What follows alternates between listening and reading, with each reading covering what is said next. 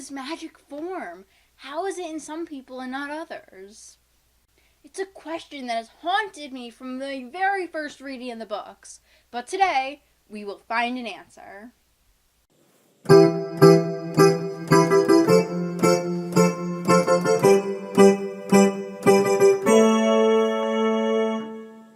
Hello, I'm Julia from Nostalgia Studios, the show where we talk about your favorite things from your childhood. Today, we're going to talk about magic.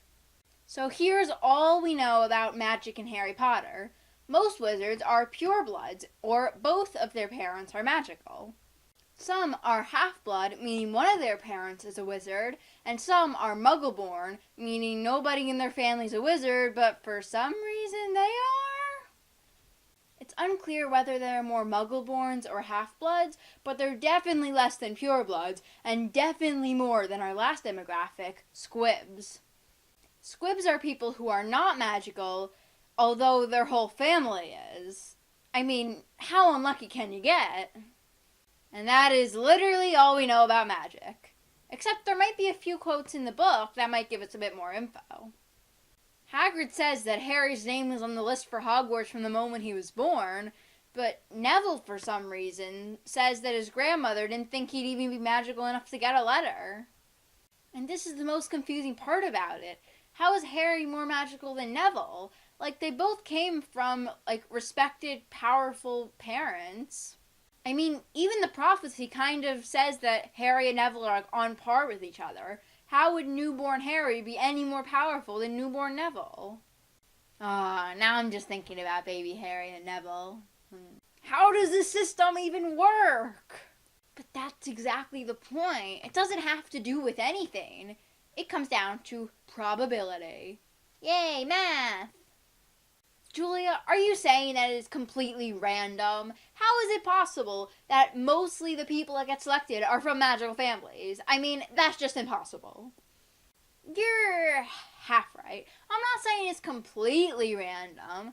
I'm just saying that it has to do with genetics. More specifically, a genetic mutation.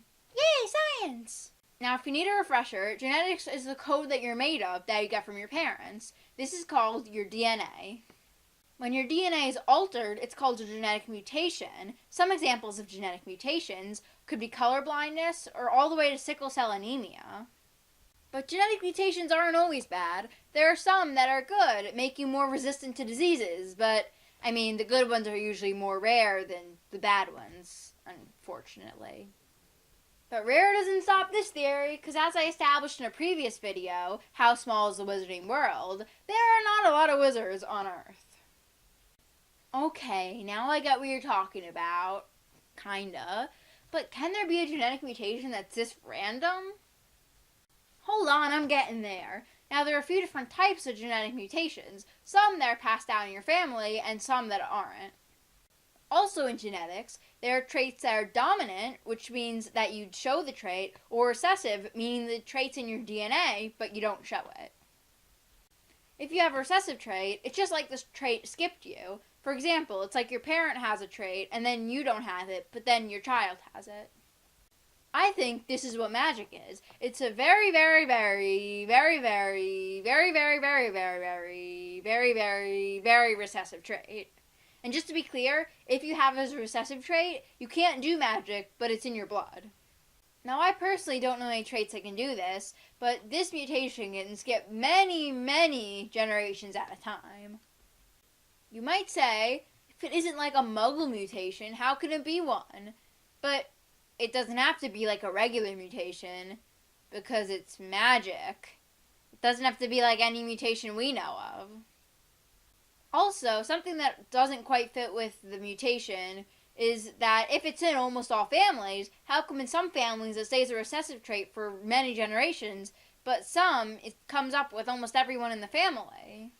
I think that some people just have it stronger than others. For example, if both your parents have it as a dominant trait, you're way more likely to have it as a dominant trait.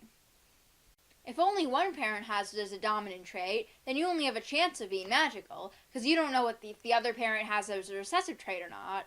I think you'd only be magical if the other parent has a recessive trait. And if both your parents are muggles, I think they'd both need to have it as a recessive trait for you even to have a chance of getting it as a dominant trait. But remember, even if both your parents are magical, you still have a chance of being a squib. I personally think that if the parents have it as a recessive trait, there's more of a chance for them to have a squib child. I mean, like, at least a 90% chance. This explains why Petunia wasn't magical, even though Lily was, so their parents must have had recessive magical traits. I say there is such a high chance for families that have magic as a recessive trait to have non-magic children, because as we previously established, almost all families have a bit of magic in their blood, but there aren't that many muggles who can actually do magic. Like, if anyone whose parents had even the tiniest bit of magic in their blood could be a wizard, then there'd be a lot of muggles that could do magic in the world. Pureblood families, on the other hand, don't usually have squib children, especially if their family has been pureblood for many, many generations. Like, for example, the Malfoy and the Black families, that's why there aren't any squibs in them. The only thing I could think of that can maybe take away from this theory is that usually Muggle-born's children are usually magic too. But my answer to this is because they weren't born from a strong magical family, they would need to marry someone who was to have their children have a high chance of being magical. This is like how Hermione, who has a Muggle family, marries Ron, who's from a very strong pureblood family, have kids, and both of their kids are magical. So what can you take away from this video? Your chance of being a wizard falls in the hands of genetics, and if you're not a wizard, then you probably still have a bit of magic in your blood from the time your great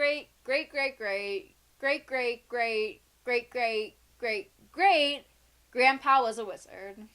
So that's all I have for you today, guys. Make sure to like, subscribe, share this video with your family and friends, and hit the notification bell so you never miss an upload. Also, comment down below, what is your favorite spell? See you guys next time. Bye!